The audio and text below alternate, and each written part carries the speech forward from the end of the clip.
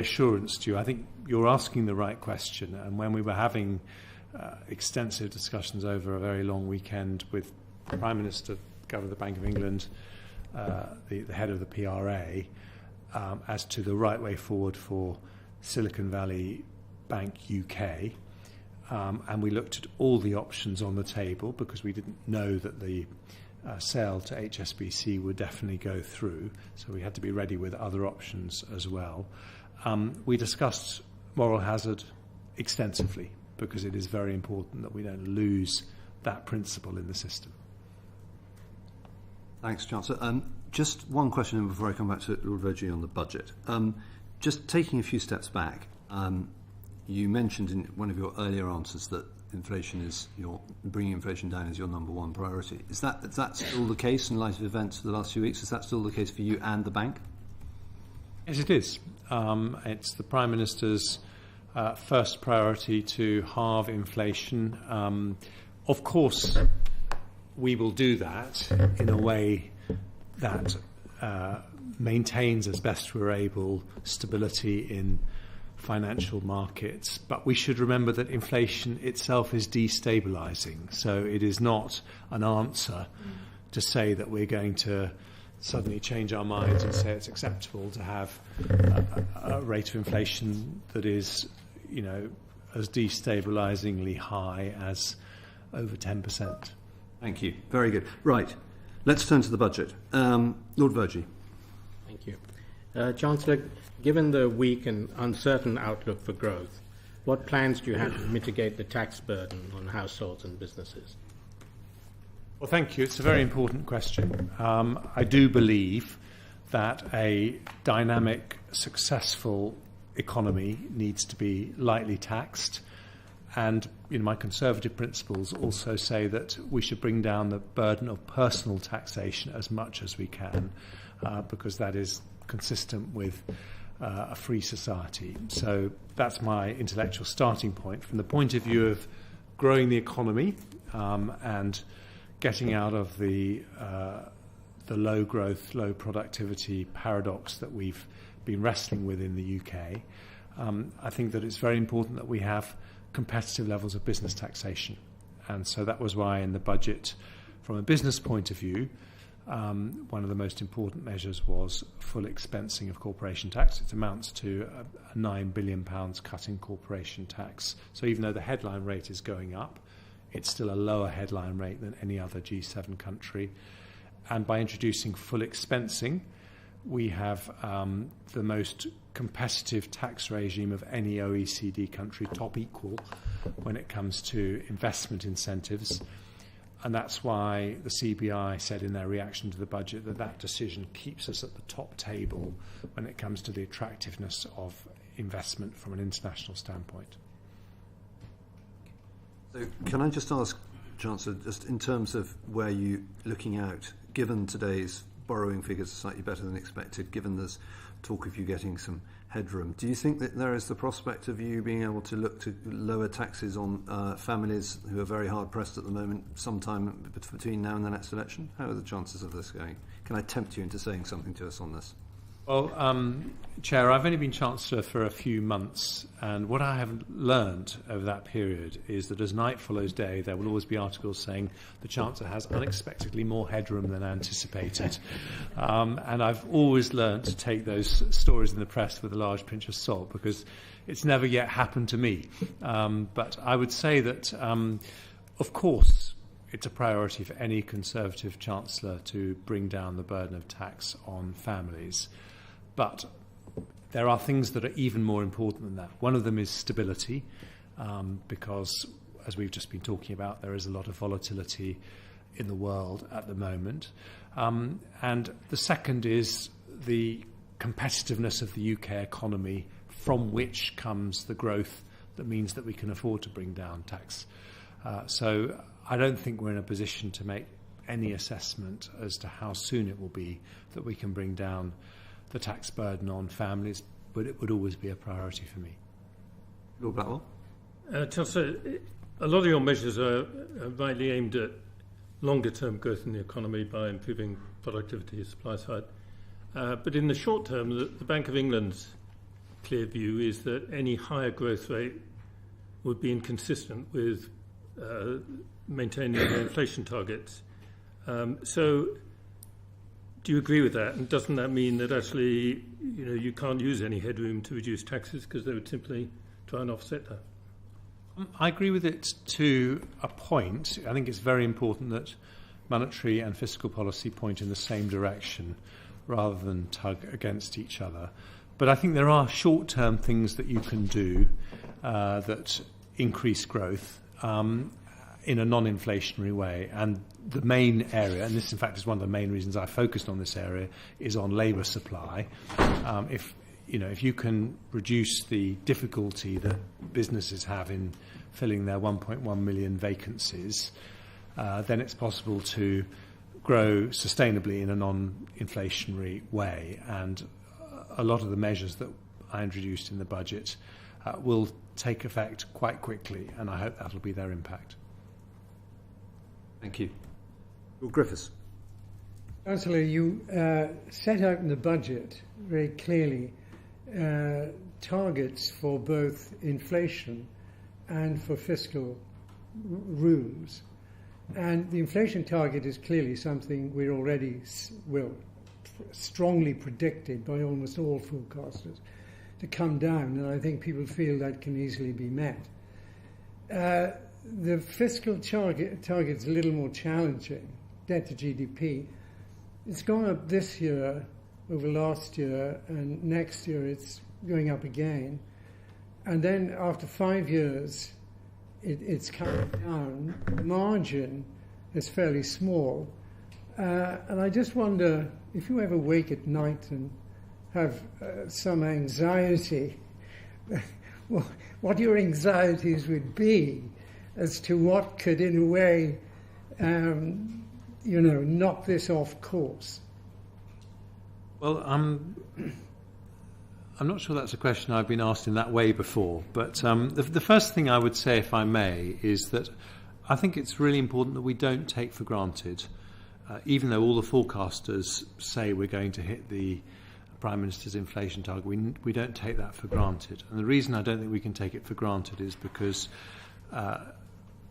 about just under 5% of fall inflation will fall out automatically because of changes in fuel and food prices.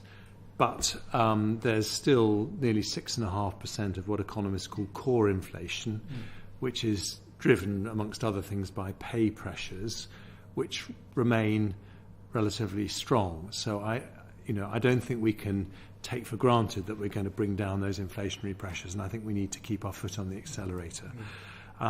You're absolutely right that debt is broadly 100% of GDP. Debt interest payments, £115 billion a year. That is very, very high. That's money we can't spend on public services. And it's less within our control because of international movements in interest rates. But it is something we need to continue to focus on. It's very, very important in terms of being able to send a signal that the UK will always be good for our debt. Griffiths, do you want to come in any more on that point? No. I think that... Can I just ask, Chancellor, to what extent you think the government should be focusing on getting the debt ratio down by a specific year rather than moving the 5-year goalpost further each year in advance? I think I understand why one might ask that question, but I think doing it in that way replaces one challenge with a different one, and it's not necessarily the right way to do it. What I would say, I'm not sure there's necessarily a fiscal target or a fiscal rule that could encapsulate this, but I think the right answer to that question is, are chancellors in every budget doing things that improve the long-term growth potential and productivity potential of the British economy that will put us in a position where we are able to bring down debt sustainably? I think that's the way that you avoid getting trapped in a vice of lower growth and lower ability to repay debt. Paul Johnson, sorry, I'm just going to ask one final question before I bring in Lord Rooker. Paul Johnson was quite well, he was quite critical. He said that you were meeting the fiscal rules, and I quote, by a combination of tight spending, Paul Johnson from the IFS, tight spending plans, imaginary future increases in fuel duties, and a fiscal gain from unwillingly undoing your corporation tax change. What do you say to that? I think that, Paul Johnson comments extensively on the budget. I was actually very pleased that he said that he could identify a growth plan inside the budget. He could identify a plan to tackle our long-term productivity challenges. And although there were lots of interesting cartoons concerning my recitation of the 4 E's, our approach to tackling those issues, I think they do form the bones of a plan that most economists, including Paul Johnson, would recognise are the long-term way that we will increase our growth potential. What about how you met the fiscal rule, though, and the point he's making about imaginary increases in fuel duty and a fiscal gain from unwillingly doing your corporation tax? Isn't that how you made the figures Well, I think add up in his mind? Paul Johnson would also say, but it's not for me to put words into his mouth, that some of these fiscal rules are themselves necessarily a little bit arbitrary. But in the circumstances, I think the question that I would like him and other commentators to answer positively is, are we tackling the long-term challenges to our productivity that will make us prosperous in the long run? Because that's the key answer. Lord Rooker. Chancellor, good afternoon. I want to ask you about spending plans, but before I do, can I give you the chance to explain how the NHS pay deal is going to be funded? Because we really need to know if any of the new increase that was agreed is coming from existing NHS budgets, or is it going to be new money? Employees are voting, and there's no clarity from the Department of Health about the funding of this deal that was agreed. Are you able to give us any explanation for that? I'll make a brief comment and then I'll hand over to my colleague Kat Little. But the answer is that we are spending record amounts this year and next. Public spending is continuing to increase in cash terms. We've made a commitment that there won't be a reduction in frontline public services in order to fund these deals. We will have discussions with departments about the best way to fund it, but our approach in these negotiations was not one that was primarily driven by affordability, although that was an important factor. It was primarily driven by not being prepared to do a pay settlement that would itself be inflationary, and that was why it was so difficult, because it took us time to get to that point. But Kat, you might want to add to that. Of course, thank you. Good afternoon. Firstly, it might be useful to explain a bit about how we deal with spending pressures generally. I mean, I'm sad to say that it's not just pay pressures. There are significant inflationary pressures across the whole of public spending that we're grappling with. And you may recall last year we launched the Efficiency and Savings Review specifically to make sure that we were working with departments to find efficiencies, to create contingency, and to make sure that they had the reserves available to deal with some of the headwinds of inflation and pay that we were expecting. So we work every single day with all departments, and with the Department of Health probably more than others, to find efficiencies, to prioritise spend, and to make sure that between us we can fund the pressures that they experience. Just in terms of the numbers, next year's pay settlement is likely to cost about £1.3 billion above the budgeted amount that the department's got available. 1.3 billion in a budget of 160 billion. Obviously, these are large numbers, but that is a fairly normal amount of money for us to be reprioritising without impacting on frontline services. The other thing I'd say is you compare it to what we did last year. The headline pay settlement for Agenda for Change last year was 4.75% compared to a 3% budget. And we, through our normal processes, found the money and made sure that the department was able to fund those pay settlements and live within its budget. So it's very much a partnership, and we're starting that process now to make sure that we can sustainably fund the pressures that the Department of Health has got. Thanks very much. I mean, I fully accept the difficulties, but the need for clarity is pretty urgent in some ways, because people are still voting, and it's not all been settled, and the more clarity, the easier it is to get a settlement. On the spending plans, can I just ask you about, Chancellor, in your statement of November last year, which I fully accept was delivered in very exceptional circumstances, you said for the remaining 2 years of the spending review, and I quote, "We will protect the increase in departments' budgets we've already set out in cash terms," unquote. So this is a cash freeze for 2 years, which is a real terms cut in public expenditure. That's what it amounts to. So the question is, do you still stand by this? And if so, how will the health and social care and the schools' budgets actually be dealt with in those 2 years? And you've got 24,000 schools, you've got 7 million people on the waiting list. We need to know this if we're going to have cuts in public expenditure. Now, is that going to happen or not for those particular departments?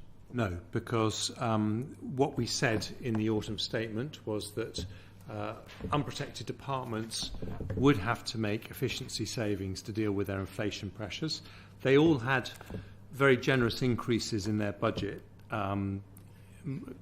increases that were greater than inflation was predicted to be at the time.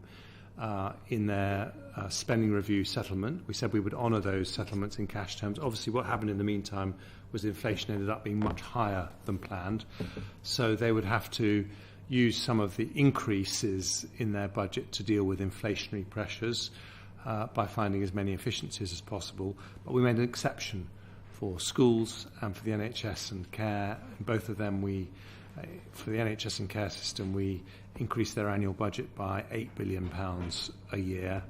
And for schools, we increased their budget by £2.3 billion a year. So they both got very generous settlements in the circumstances in order to make sure that they really were able to protect frontline services.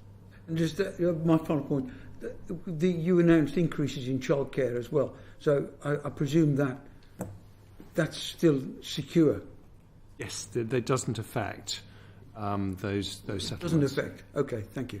Thank you. Thank you. Lord Turnbull, do you want to come in? And Chancellor, do you ever, in your private moments, ever wonder about whether you're setting yourself an objective, a low-tax economy that is condemning you to failure? You've got an ageing population, a dependency ratio that's getting worse. You've got a strong appetite for goods and services which are provided collectively, as opposed to goods and services which are provided from privately financed post-tax income, and a population that is getting older and more interested in protecting the wealth that they've got rather than getting more wealth. So are you really pushing against a tide that you're just not going to be able to resist?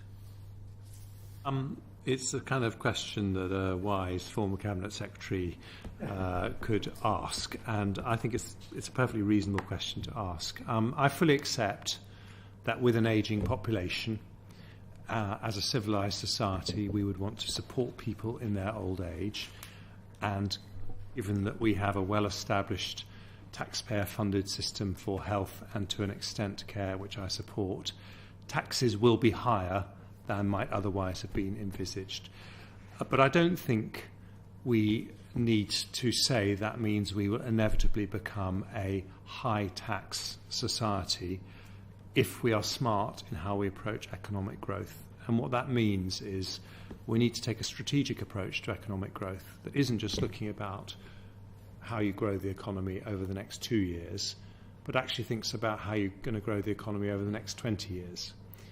And I would say that if you said to me, how are we going to fund the NHS and stop taxes getting unbearably high or uncompetitively high, our big opportunity over the next 20 years is to become Europe's Silicon Valley, to be the cradle of life sciences, technology, clean energy, creative industries, advanced manufacturing. And I think the strength of our university sector and our financial services, combined with our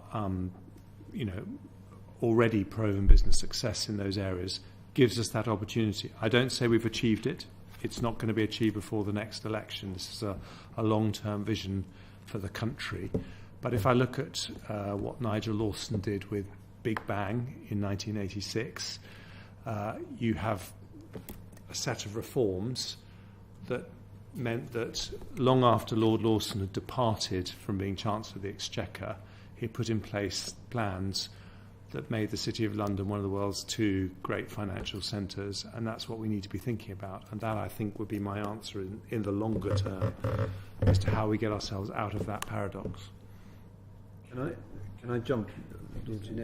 Just in terms of just politics being the language of priorities, is your priority, coming back to what we were discussing earlier, to relieve the tax burden on families and small businesses in particular, or would it be to protect the services which Lord Rooker was referring to in terms of spending?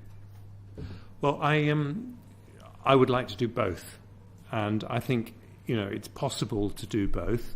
I think the priority at the moment is to put in place a plan for growth, which means that we have competitive levels of business taxation. So we made a choice in the budget last week to reduce corporation tax by £9 billion a year in order to make the UK an attractive place to invest in.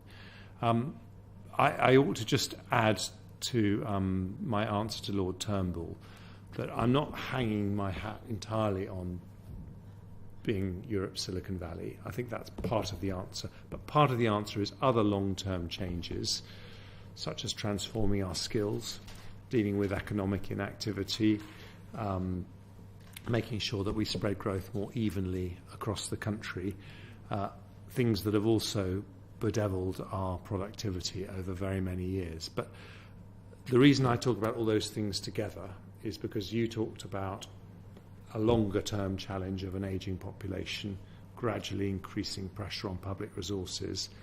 These are longer-term solutions, but they're in the important but not urgent category, and it's very important that we set about doing them with vigour. I'm going to bring Lord Blackwell briefly and then Lord Davies. Chancellor, part of the role of your wonderful Treasury officials is to prevent profligate chancellors spending too much or cutting taxes too much, and to produce forecasts, etc., that discourage that. But is there a danger that underestimates the potential benefit of reduced taxation? If you want entrepreneurial growth of the sort you described, it seems to me that's much more likely to come about with low taxes and indeed buoyant demand. And we may not all believe in the Laffer curve, but the potential for that to then end up with more growth and more taxes rather than simply adding a deficit to a static model. I wonder whether that is underestimated in the way the Treasury thinks about taxation. My experience is that it's not underestimated by the Treasury at all. I would say that if you look at the choices I made in the budget, I said that having the most competitive capital investment regime in the OECD is a priority, even though it doesn't necessarily show through very strongly in the 5-year growth forecast that we published. It's an important thing to do, and I want to get there over time. I can afford to do it for 3 years. I couldn't afford to do it permanently. So I'm prepared to do that because I think it's an important thing to do. And I think it's very important that I, as Chancellor, am prepared to embrace policies that may not show through in the near to medium term, but are very important for the long term. And so that for me actually is the definition of success of a budget. It's a budget that people look back on in 5 or 10 years' time and say, actually, you were trying to answer the right questions and you took the right decisions, even if it didn't necessarily mean there was a 2-year impact. Well, Davies. Yes, I'm going to ask about pension tax allowances, but first I was struck, Chancellor, by referring to Lawson's reforms that turned the city into a powerhouse. We seem to be going in the opposite direction at the moment, with your own city minister expressing concern about the way things are developing and the loss of investments from the stock exchange and so on. Are you going to come up with a comprehensive plan to address that? At the moment you're undertaking a whole series of different measures, but do you want to adopt a comprehensive plan to follow in the footsteps of the noble Lord Lawson? Well, they are very hallowed footsteps, and so I wouldn't overflatter myself, but I would say that the package of Edinburgh reforms that we announced were partly intended to do that. What I announced in the budget last week was that there are some very specific issues relating to the availability of scale-up capital for our entrepreneurial companies, which is partly linked to why some of them are choosing to list overseas, because there isn't so much capital or choice available here as we would like. There are some pension industry reforms that are very important.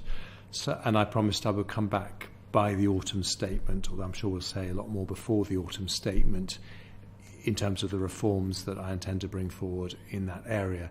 But I don't think my perspective or the City Minister's perspective is quite as downbeat as you suggested, if I may say. I think my overall perspective on the city is that at the time of the Brexit vote, there was a view that it would suffer much worse than it actually has. And I think the city has shown itself to be extremely resilient.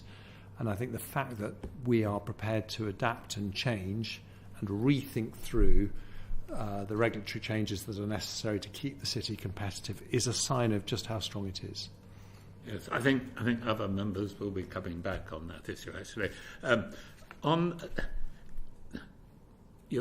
one of your E's was employment, and you had measures to address labour supply shortages, and the most contentious one of those was the changes to pension tax allowances. And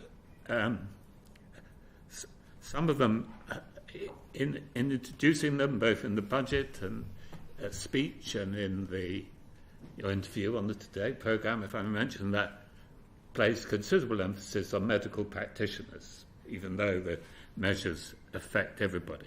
Certain changes, the new flexibilities in the NHS scheme, the change to the annual allowance, the aggregation of pension input amounts, that's all passed through without much comment and much support. An issue has appeared about the lifetime allowance. And my question is that what impact do you think that the lifetime allowance abolition, as compared to these other measures, will have on employment? What evidence do you have that this will achieve, that this will address the labour supply shortages? And if there is evidence, are you prepared to share that evidence so we can judge it for ourselves? Because a considerable amount of money, the additional expenditure in this budget, is under this head, and I'm not sure that we've actually seen any real evidence that that in itself will achieve the objectives that you've set.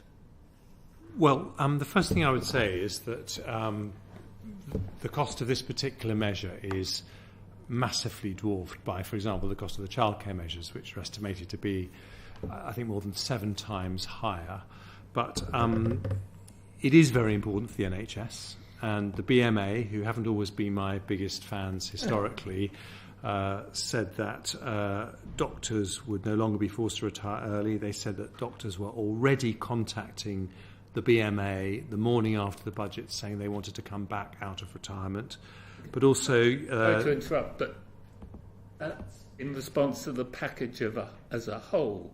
I'm asking you specifically about the lifetime allowance. Well, the lifetime allowance was the biggest single element of that package. Yeah, I know that. And so it's a combination of the lifetime allowance and the change in the annual allowance. But it isn't just, to answer your question, it isn't just doctors. We had the chair of the Association of Police and Crime Commissioners who said it was a game changer for keeping police fighting crime on the streets. The Association of School and College Leaders said it was in the national interest in terms of head teachers. And if you look at the OECD rankings for participation rates for over 50s in the workforce, we are down at 22nd out of 38 OECD countries, and we've been falling. If we had the same participation rate, so that means that we've got more people retiring early than in other OECD countries. If we had the same participation rates as Sweden, for example, we would have 1 million more over 50s in the workplace, which is about one for every vacancy there is in the economy at the moment. And this is not the only reason that people are retiring early, but in terms of the levers at my control, under my control as Chancellor, it is one of the only things I could do. And I wanted to present the most comprehensive possible package of reforms across parents, long-term sick and disabled, job seekers, and over 50s. Why? Because one of the fundamental debates we've been having, although the economy has been growing respectably compared to other countries since the financial crisis, about the same growth as Germany since 2010, living standards on an individual basis has not been growing as fast as we would like. And the way you grow GDP per head, one of the ways, is by reducing inactivity. There's 7 million adults of working age who are not engaged in the workforce, and we want to remove the barriers that stop them being engaged. I understand all that. My question is more specific. For what you said, the evidence you have is that some people have said that they will be staying or returning to work given your package of measures. My question is, to what extent does the lifetime allowance abolition play in that overall effect? And as a supplementary, I think there's a figure of 15,000 people who increase in the workforce, presumably made up of people who don't leave and people who return. This is a comprehensive figure, 15,000. It'd be interesting to know what the source of that figure is and how many of those are medical practitioners. I still haven't really had an answer to the question of how significant the lifetime allowance is. Okay. Getting people back. To be entirely open, I don't think it's very important. Okay. Obviously, I made a package, even though it's expensive. You've sort of admitted that you don't know specifically what proportion is due to the change in the lifetime allowance, but also, as a subsidiary question, to what extent is this actually going to get doctors? Because you've placed the emphasis on medical practitioners in terms of this policy change. To how many extra doctors are there going to be in the workforce because of the changes as a whole? And of that number, how many are there because of the lifetime allowance? I will try to answer the question as comprehensively as I can. I obviously do believe the lifetime allowance will have a significant impact because that's why I included it in the budget. When it comes to doctors, I can only tell you what the doctors themselves are saying. They think it will have a significant impact. This has never happened before. We've never had a situation where you have a lifetime allowance and then it's abolished. So it's not possible by definition to point to proof as to what the impact will be. We'll have to wait and see in a year's time, 2 years' time. The Office for Budget Responsibility predicted that overall their package would lead, the package of labour supply measures, including for the over 50s, would lead to 110,000 more people. But that was their central case. They said it could be up to 240,000. I am very hopeful that it will be considerably more than the 110,000 they predicted, but none of us know because this is a new measure and we've never had a budget that's primarily focused on increasing labour supply. But I would just point out that there are 3.3 million over 50s who've retired early. About 150,000 people choose to retire early every year. I'm not particularly planning on these measures bringing people back who've already decided to retire, although there's some evidence anecdotally that doctors are willing to come back as a result of this change. It's more about stemming the flow, reducing that 150,000 down over the next few years, and I am very hopeful that's what will happen. Very quickly, just because to- we've got others who want to go in. Sorry. Just to follow up, you said when you were chair of the Health Committee, I know that was then and this is now, that you suggested at that stage an arrangement much more targeted specifically at doctors.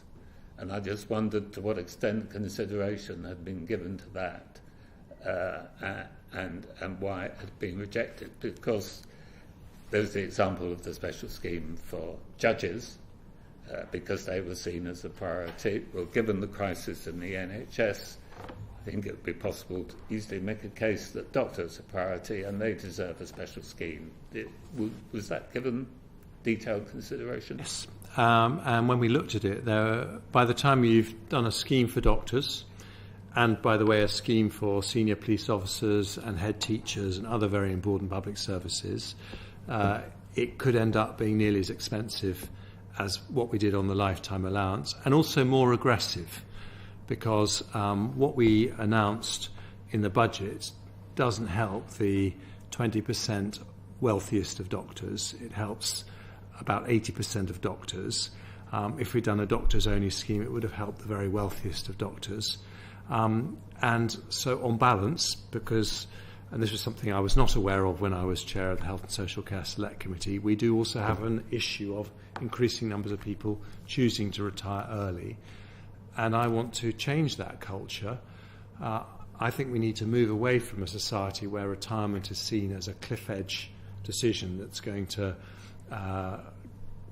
come up at you at some stage after you've turned 50, to something that I think is much more in tune with what most people would want, which is a gradual change, maybe more flexible working, maybe more working from home, but a society in which we're able to tap into the talents of some of our most experienced, able and capable people for a very long time. And so that's why I think the change in the lifetime allowance is important, because hitting your pension pot cap is one of the things that creates a mentality of a cliff edge, and that's a mentality that I hope to change.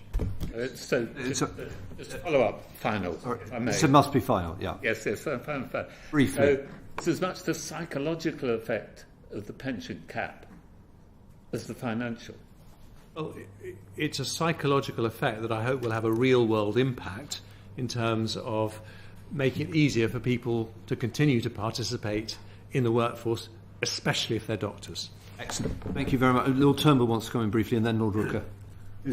I'm delighted you're resisting the pressure you'll come under for a bespoke deal for doctors. It's ridiculous to have a scheme for the consultant at University College Hospital, not for the professor at University College. Anyway, so stick to your guns on that, please.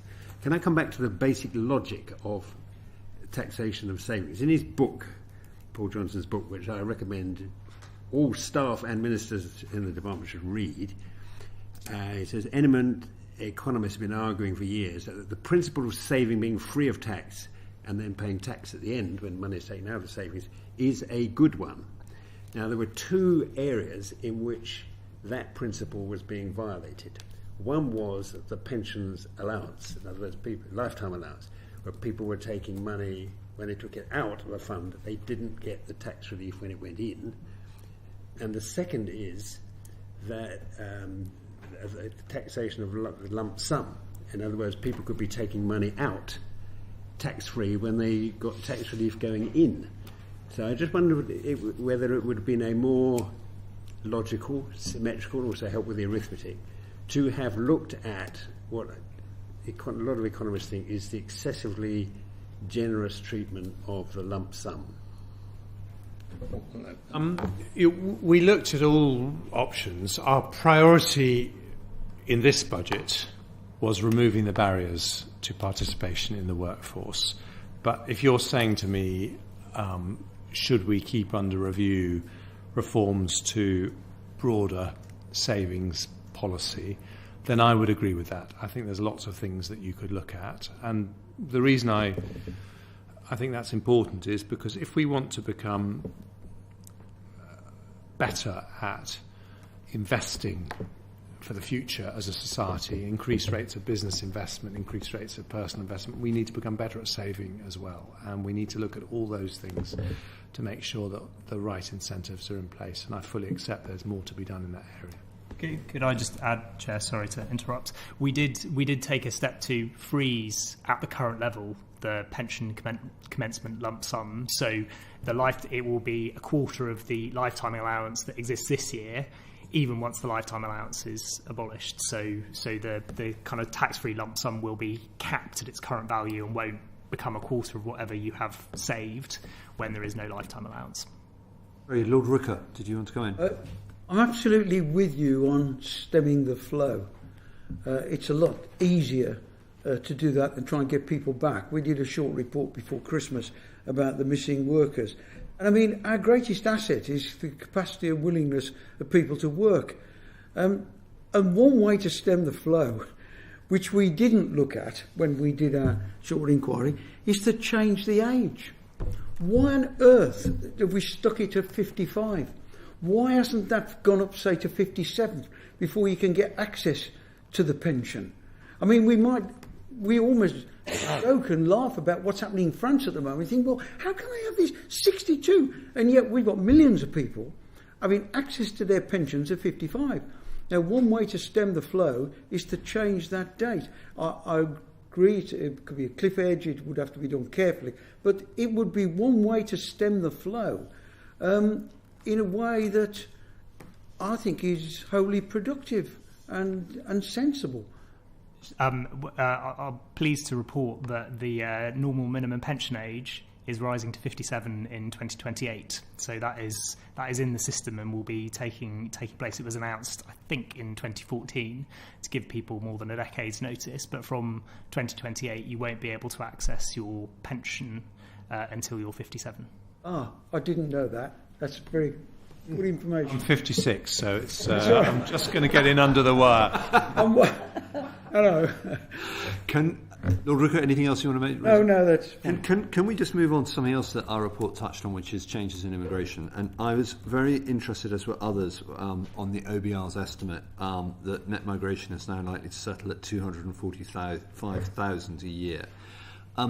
Is it not the case, given that what you're saying about you're trying to stem the flow, is it not the case then, when you look at this big picture, that really growth in the labour supply is actually being powered by immigration?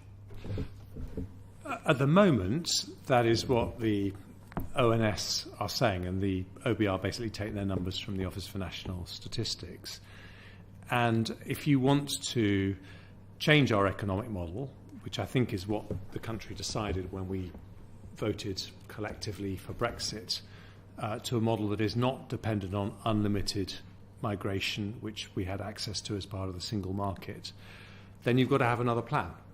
And our plan is really what I announced in the budget, which is to say, well, let's look at the 7 million adults who are not in the workforce. When we have 1.1 million vacancies, as I mentioned, in the economy, this is a solvable problem. But we've got to systematically remove the barriers.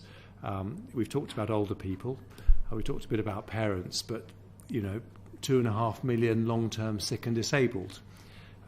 Surely, in a world where there's Zoom and Teams and working from home, we should not write someone off as incapable of work because they have mobility issues, perhaps they're wheelchair bound, in a way that might have happened 5 or 10 years ago, because there are just so many jobs that people can do from home with a computer. So I think there's a huge revolution there in what's possible for people who've got an enormous contribution to make.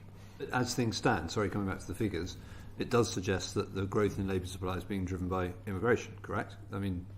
Well, that's before we've seen any of the impact of what I announced in the budget. I'm hoping that we will see in future forecasts of migration that we'll see an economy that is less dependent on migration. And are you concerned, though, that what we found in our report, the growing mismatch, that the migration system is geared towards high-skilled migrants, whereas actually we have lesser-skilled vacancies within the workforce? Does that mismatch concern you? Well, we have structures in place that are intended to deal with that. The Migration Advisory Committee looks at where shortages are, irrespective of skill level, and if it doesn't judge that the economy can fill those shortages, for example, in the care sector, then they put sectors onto the shortage occupation list. But I think the broader answer to your question is we need to transform our skills. I think our education system does a brilliant job for the 50% of school leavers who go to university, but I think we can do better with the 50% who don't go to university. There have been some really big improvements. I think the apprenticeship programme has been transformative for many people, but we can still do better. But these things take time, and I think there is going to be an element of migration as we start to make these changes. It's quite a big element of migration. I take your point entirely. It takes time to do those things. But in the shorter term, are you therefore keeping the door ajar to relaxing lower immigration for lower, lesser skilled roles? Well, we have outside the EU a controlled migration system. So when we make those relaxations, if we make them, it's on the basis of a decision by an independent committee who say there's a shortage in this sector or that sector. I think that's the right system to have. But do I want, over the medium term, to have an economy that is dependent on ever-increasing levels of migration, whether skilled or unskilled? No, I want to move to a high-wage, high-skill economy. Sorry to press you. Just one final question, though. Therefore, do you think that this 245,000 figure, it sounds to me that you're feeling that figure is too high for your liking in the forecast? Well, it's a statement of what the ONS consider to be reality. It's my job as Chancellor to put in place policies that make it possible to see a world in which we're able to reduce that over time. Is that a yes or a...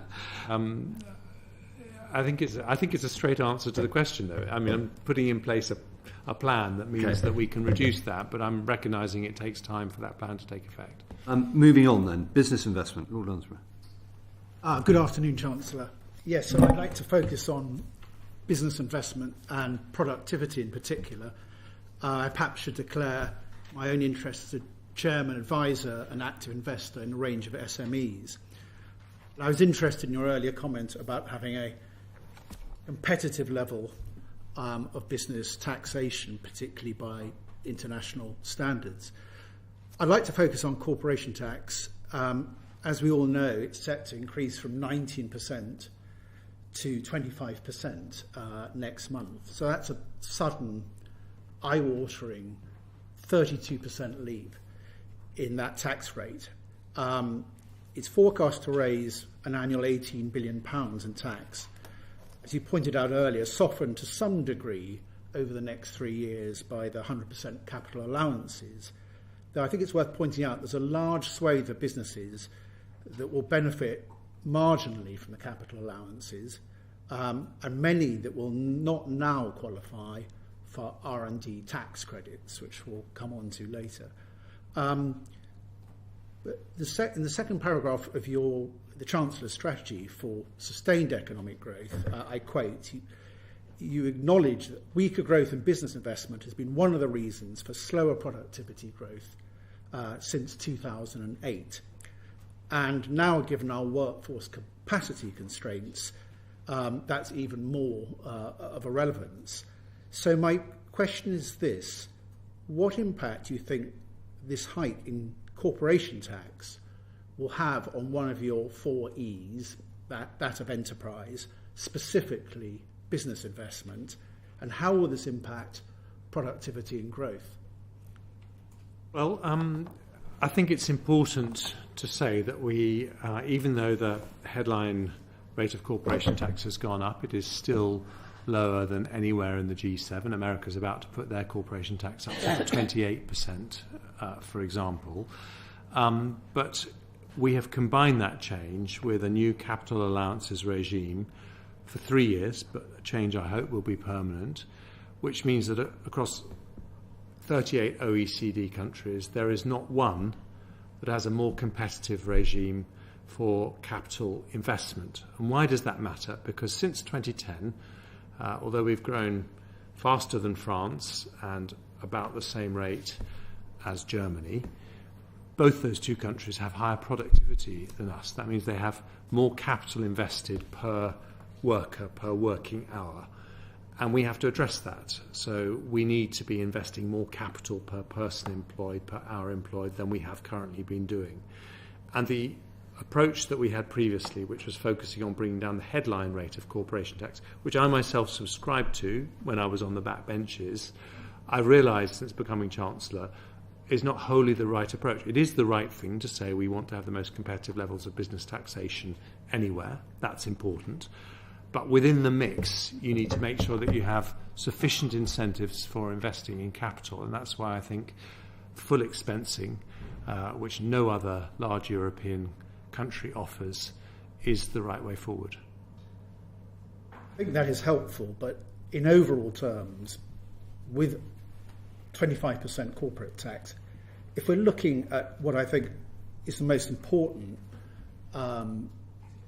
statistic for business environment, that's the effective overall taxation on business, which obviously includes such taxes as employers' national insurance and business rates, as well as corporation tax and others. We, and I'm quoting the Centre for Policy Studies here, will now have one of the highest rates in the developed world, and the highest rate that has ever been overall taxation on business in the history of the UK. And that does not seem to square with a plan for growth, particularly, I think, addressing this productivity issue, which I think is a recurring theme, both OBR and in the spring budget statement, that low levels of business investment have been partly responsible, not wholly responsible, for low productivity. And it's very difficult to see how we break out of this productivity constraint with such low levels of investment, which you can see from the OBR are forecast to continue to remain very low.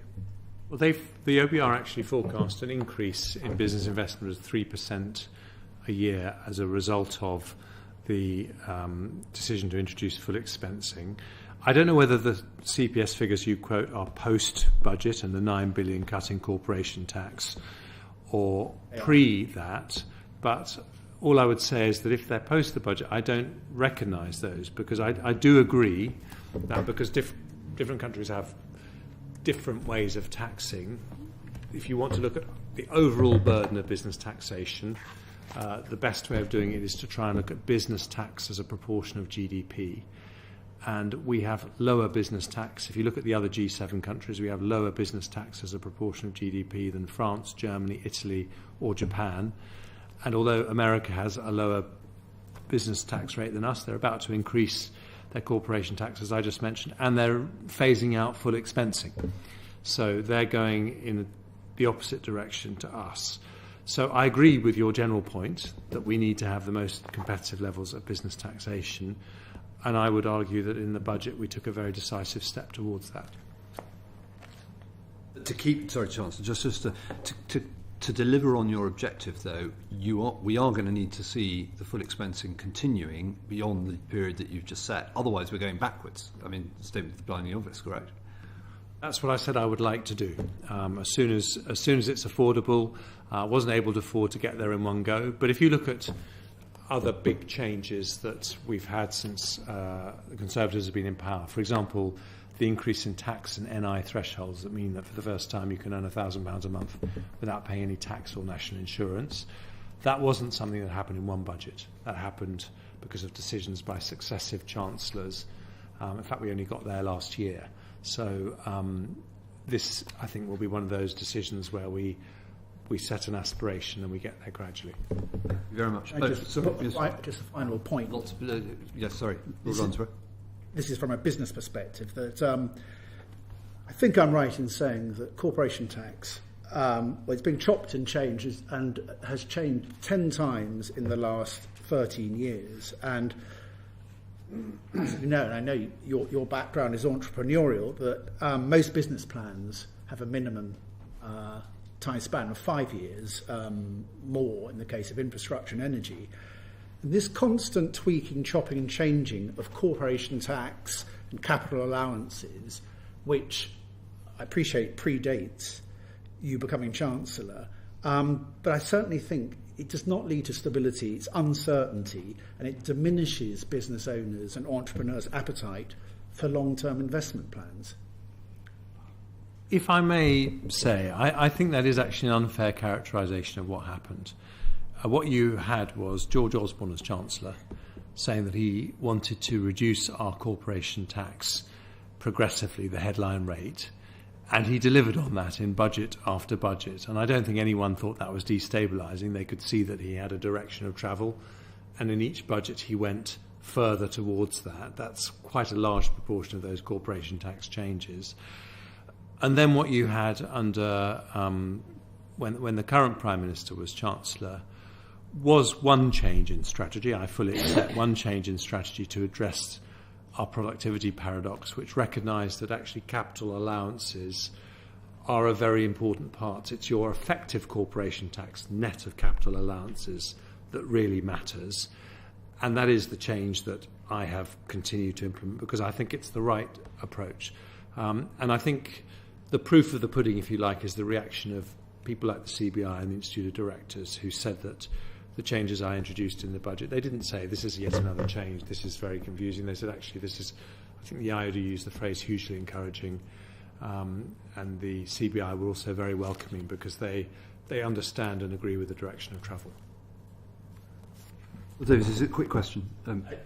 I have to apologise to the committee. I should have said when addressing the lifetime allowance that I have a financial interest in the treatment of the lifetime allowance. So Duly noted. Duly noted. Thank you very much. Baroness Little. Thank you. Chancellor, you talk about getting the European Silicon Valley up and running, and you've mentioned the most competitive investment regime. Alongside that, the measures announced in the spring budget support technology business investment for 3 years. Now, 3 years, particularly with cutting-edge technology, is quite a short period of time. Why did you choose 3 years? Because you could find yourself in a situation where you have these high-growth, potentially high-growth businesses coming into the market and predatory investors around from the Middle East, the Far East, the United States. So how can you create an environment where it's just based on that 3 years and then anything can happen after that? Well, I think the measure you're talking about is the full expensing of capital, which is, the £9 billion cut in corporation tax. And I have tried to set expectations by saying I hope it's a change that becomes permanent, and as soon as it's affordable to do so, that's what I wish to do. But the other big measure that's perhaps more directly related to the technology and life science sector is the new R&D tax credit, which has been introduced for research-intensive businesses. That is actually a permanent change. That's not a temporary change, and that's a more generous incentive than the one that currently exists. And so I hope that will affect about 20,000 of our most high-growth, most innovative companies in the life science sector predominantly, who spend a lot of money on research and development. It's a permanent change, and I hope it will give them a lot of encouragement. I think the idea of a permanent change is actually very important because lots of these companies, particularly, you talk about the life sciences, particularly in the science around, for example, net zero, very, very high cost and long lead time. And it's you need to give people reassurance, basically. So I hope that the reassurance is there. Yes, I should say, by the way, when it comes to green industries, the clean energy sector, there are also a large number of subsidies, support mechanisms, things like carbon pricing, contracts for difference, which also give that long-term assurance of income that they will receive on the basis of investments they make. But I accept your broader point that wherever possible, you should seek to make permanent changes. Thank you. Well, Turnbull.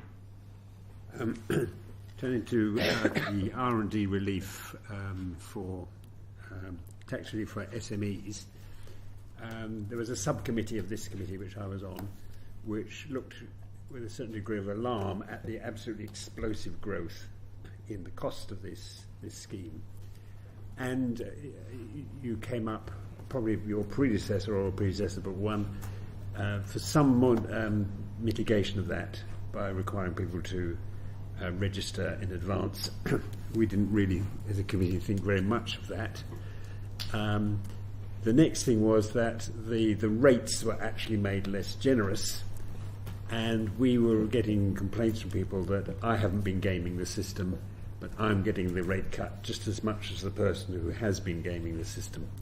The next stage on is that you announced that those SMEs who are really in the business of scientific advance and concentrate on it, got 40% of their expenditure or whatever, will be getting an extra allowance. So I think you're correcting maybe that fault that simply cutting the rates wasn't going to do the job. However, I would still think that there is still quite a lot of scope for people to put in thin applications, ones that are poorly justified or even completely bogus. And it's not helped by the fact that in order to get the money to the companies, you tend to pay when you get the form in digitally and then ask questions afterwards. I would hope you're going to, the HMRC is going to increase the degree of vigilance and not just kind of give them the money Mabel and ask questions afterwards, because I think you will need that degree of defence against the kind of trivialisation of the scheme that was going on. Can I give you my colleague Dan York-Smith for those details, Lord Turnbull? Yes, I think that's exactly right, and that is something that HMRC has been looking at and been looking at further ways that it can ensure that all of the claims are legitimate.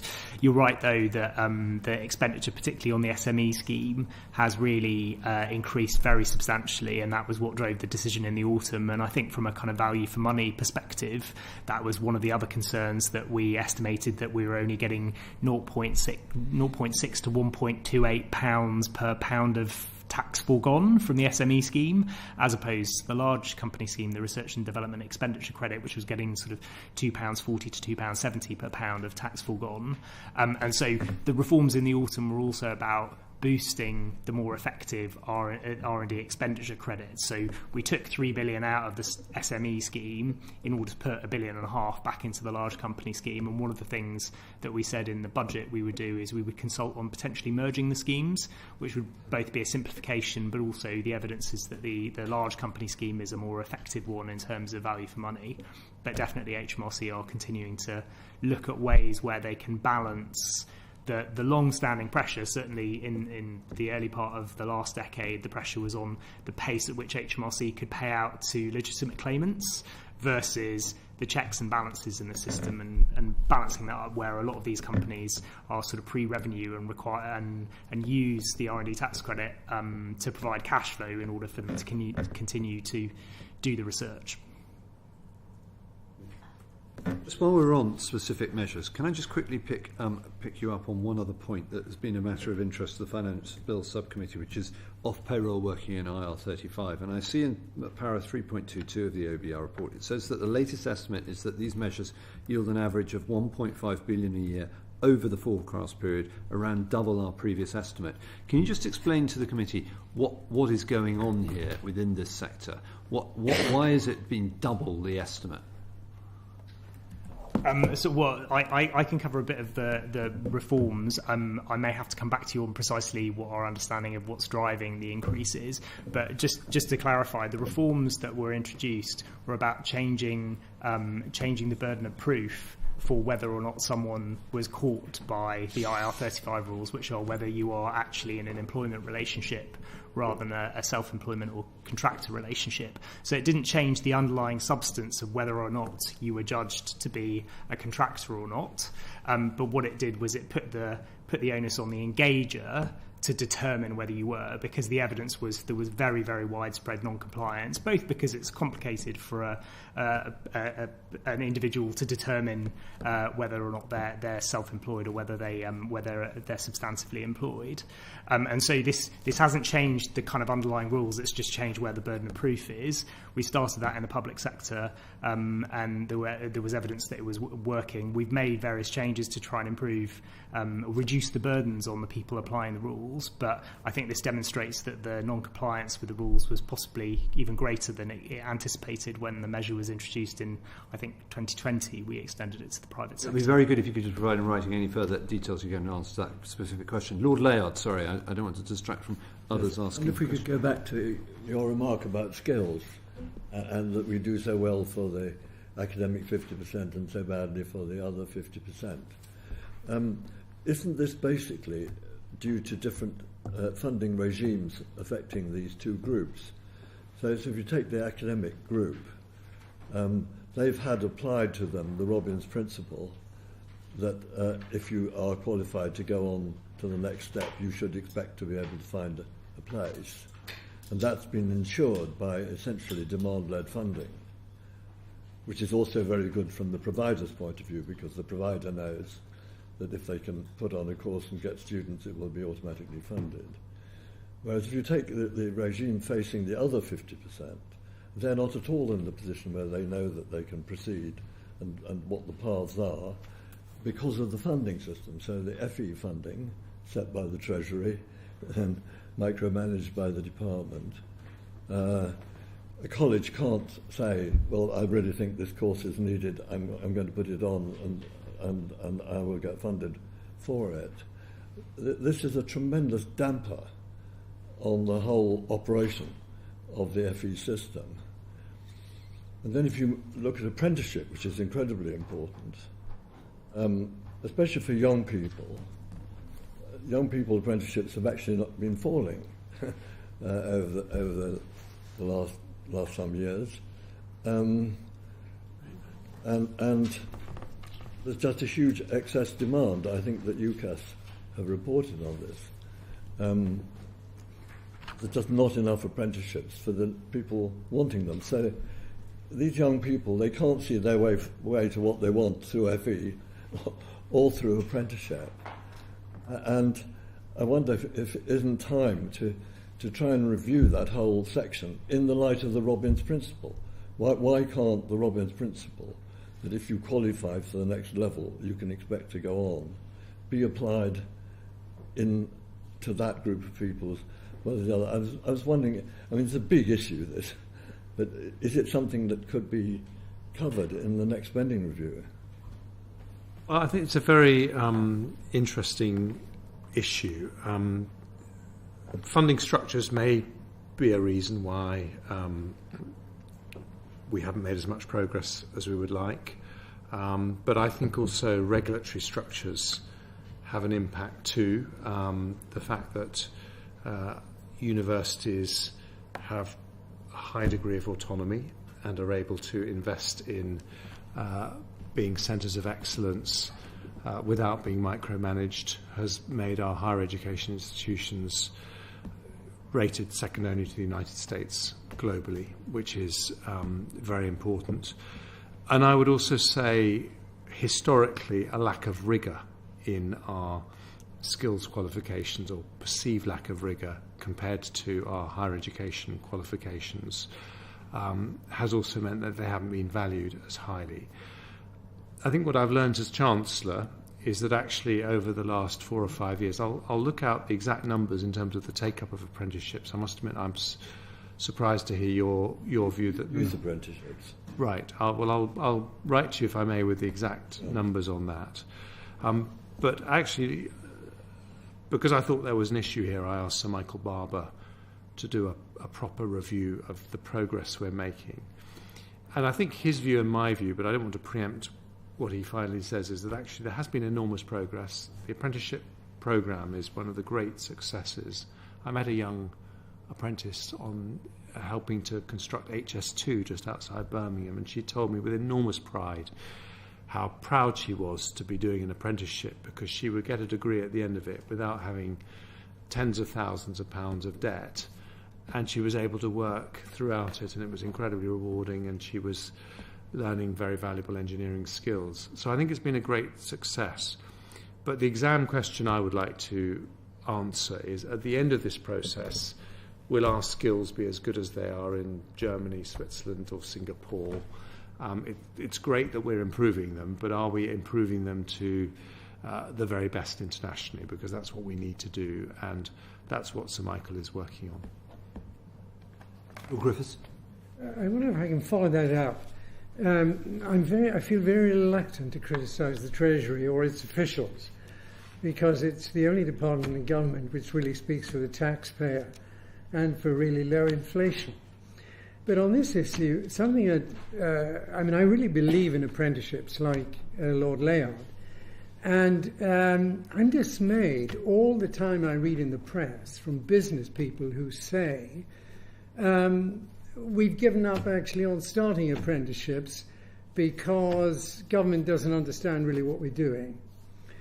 And it seems to me, in an apprenticeship, learning by doing is almost more important than the piece of paper you have at the end of a course. And I just wonder if Treasury officials, when they're allocating funding and so on to this area, are focusing too much on the indicator of success being the certificates handed out, rather than looking, particularly in small businesses, rather than looking at the day-to-day sort of advice which is given between people, which can't easily be captured by some, as you would for higher education, where it's more appropriate, and whether this doesn't need to be changed to unlock it, because I'm an optimist, but I think apprenticeships have a tremendous future.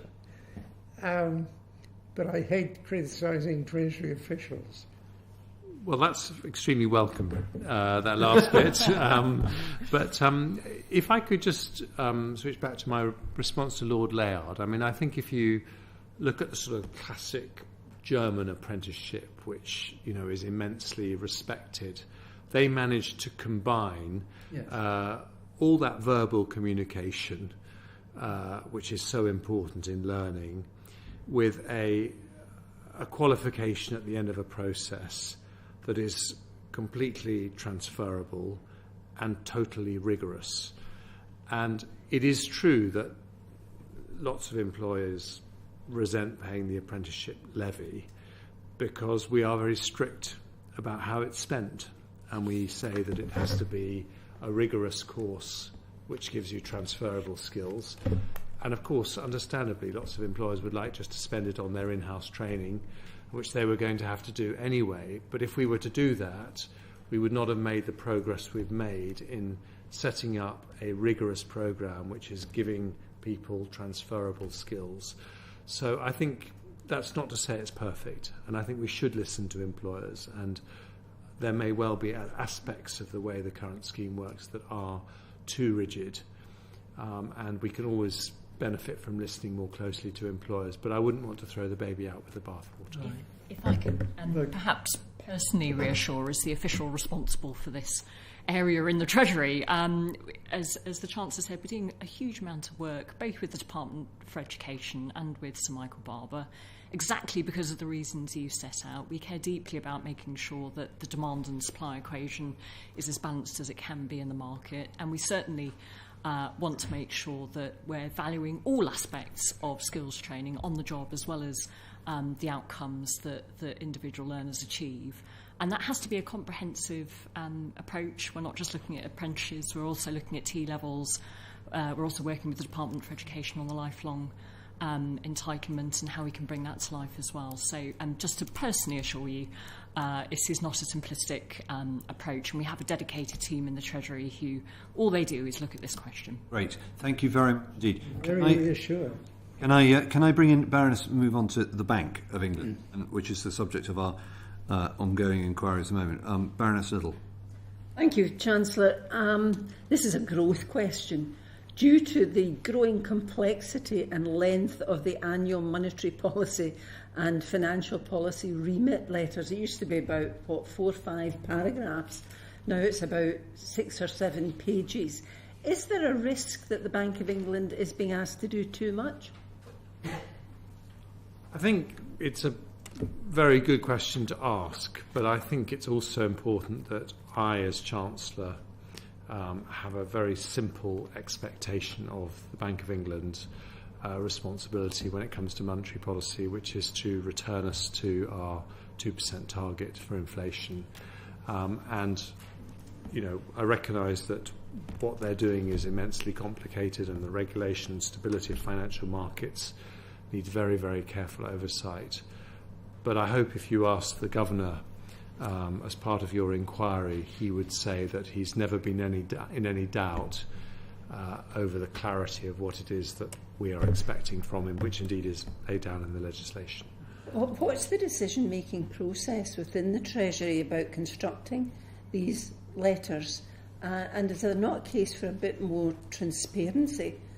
It would be very helpful for us to grasp what the priorities are, because everything is turning. Net zero has turned up in it now, so it looks as if it's becoming just a catch-all. In fact, three of our witnesses last week were describing it as flab. I think that's unfair, if I may say. It wasn't me that said it. No, I appreciate that. It's very unfair of your witness, Baroness Little, to say that, because we have a primary objective for the Monetary Policy Committee, which is inflation, and we are very clear that is a primary objective. The secondary objective is to support the government's economic policy, and that includes, for example, the things that I was setting out in the budget, the 4 E's, reducing economic inactivity, strengthening our education system, and so on. And of course, as we develop that economic policy, it changes in response to a changing global situation, changing understanding of what we need to do to deal with our productivity issues, and that is reflected in the letters. But I think it's important that they're always clear what their primary objective is, and I hope they always would be. Transparency, though, in the construction. If I could just comment on that point and the process, our teams between the Treasury and the Bank of England spend quite a lot of time working very closely on the content of the draft letters. So there's full transparency with the bank about how we're thinking about taking the economic priorities into the remit itself. And that happens over quite a considerable period of time. But as the Chancellor said, ultimately, our job is to set out the priorities in that letter and to make sure that the remit is full. But the process itself is transparent and collaborative.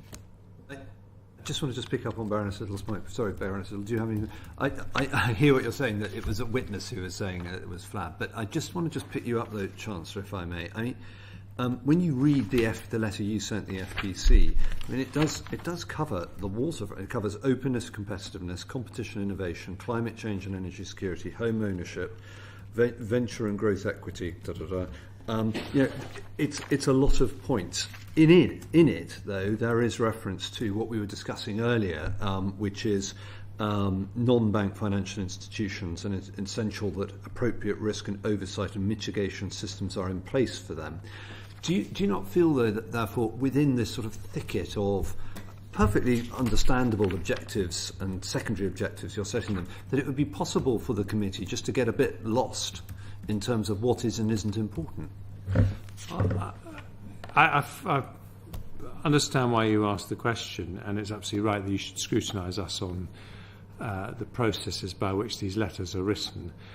But there are inevitably a lot of considerations where we have to work with the Independent Bank of England and the independent regulators in order to make sure that all the different elements of government economic policy are understood and agreed to. But the way that we try, and I shall read your report with great interest, the way we try and square that circle is by being very clear what our primary objectives and what are secondary objectives. And, you know... and I'm going to channel my inner Mervyn King, were he to be here, Lord King, which is he has often picked up on the point, and I think he said that he questions about whether when you're looking at your elevating climate change risk as a systemic risk, perfectly arguable, but there is, for example, no mention of other risks that are equally systemic, like pandemic risk and other things. So how is it that these risks are chosen to be, one is seen as systemic and the other one is not? And you know more than anyone about what the risks that pandemic risk.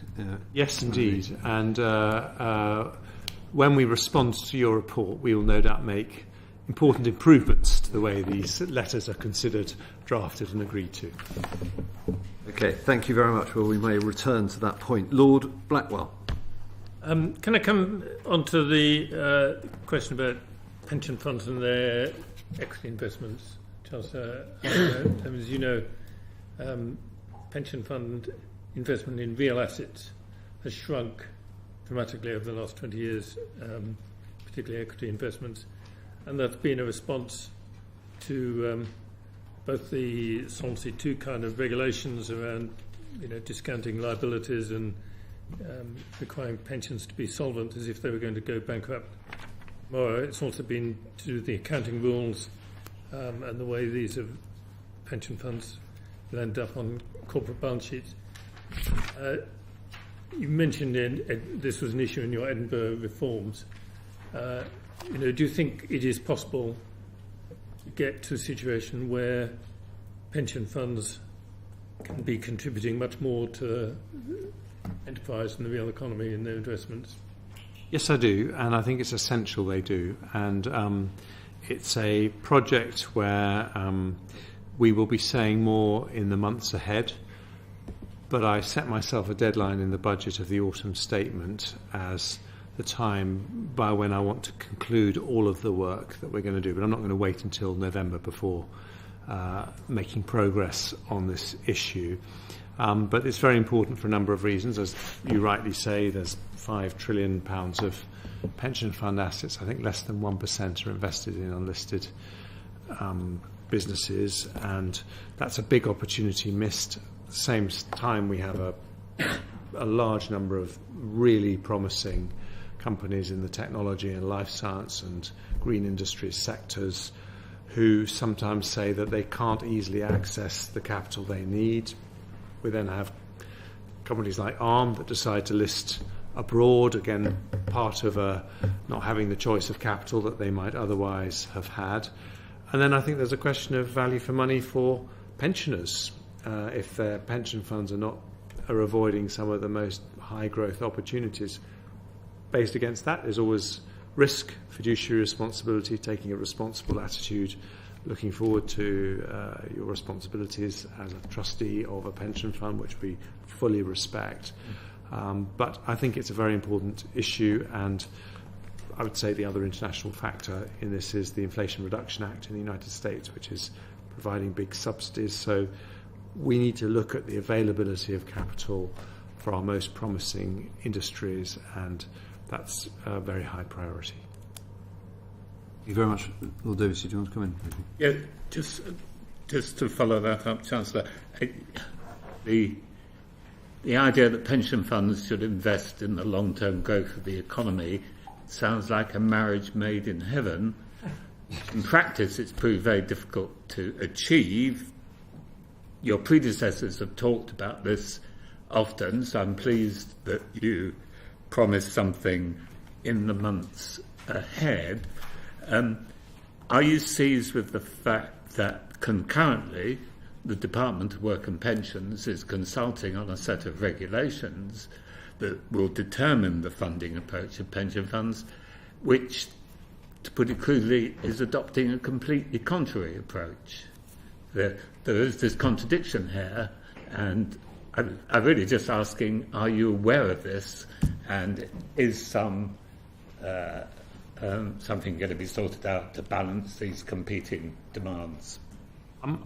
I am aware of that, and I'm actually aware that there's a lot of consultations going on in this area in different ways, and so I want to just bring them all together and come to a conclusion as to how we're going to address the issue raised by Lord Blackwell, because I think we've been doing a lot of thinking about it in different places by different people. It's time we brought it all together and solved the problem. Thank you very much. I want to turn to Lord Turnbull briefly on another topic. The last report this committee produced was on the central bank digital currency, and there was a debate in which Lord Bridges spoke very eloquently, somewhat sceptical in tone. So the question is, if this central bank digital currency had been in existence in the last 2 weeks, would that have made the management of this financial crisis easier or more difficult? I think it's a difficult question to answer, because it depends what the rules under which it operated would have been and what the constraints, the regulatory constraints, would have been. I fully accept that there are risks that have to be managed were we decide to go for a central bank digital currency. There's a consultation happening at the moment, which is going to conclude on June the 7th, where we will listen to the advice that you give and many other people give. The only thing I would say is that I don't think that doing nothing, not having a digital currency, is itself a risk-free option, because in the end, cash and the ability to convert currency to cash is one of the foundational aspects of our financial system, which means that all forms of money are equal because any can be converted to cash. As we move to a digital world, which is becoming increasingly cashless, I think it's a legitimate question to ask as to whether actually you need to have a central bank-backed digital currency to create the same stability in the system. But if you do that, it needs to be done with guardrails. And so at the moment, I think the plan is to limit the amounts that people can hold to between £10,000 and £20,000, and to have, sensible guardrails. But none of this has been decided. We haven't decided if we're going to have one. If we do have one, it won't be put in place until the second half of this decade, and there'll be a lot of work to do to get there, and that's why we're having the consultation. Given the importance of some of the issues you've just touched on, will Parliament have a vote on whether to introduce it? Well, we haven't yet decided what it is that we want to do, so it's difficult to know. Obviously, if there's any legislative changes that are needed, then Parliament will have full opportunity to comment and decide on that. But because we haven't decided what we're going to do, it's not possible to answer that question. Yeah, I mean, would it not be just in principle, just be easy just to say, of course, Parliament would vote yes or no to introduce one? It would be easy to say if we knew what it is we wanted to do, but it would be wrong to say that ahead of a consultation, which is still hanging in the air. It's very useful. I don't know if colleagues have got any further questions. No.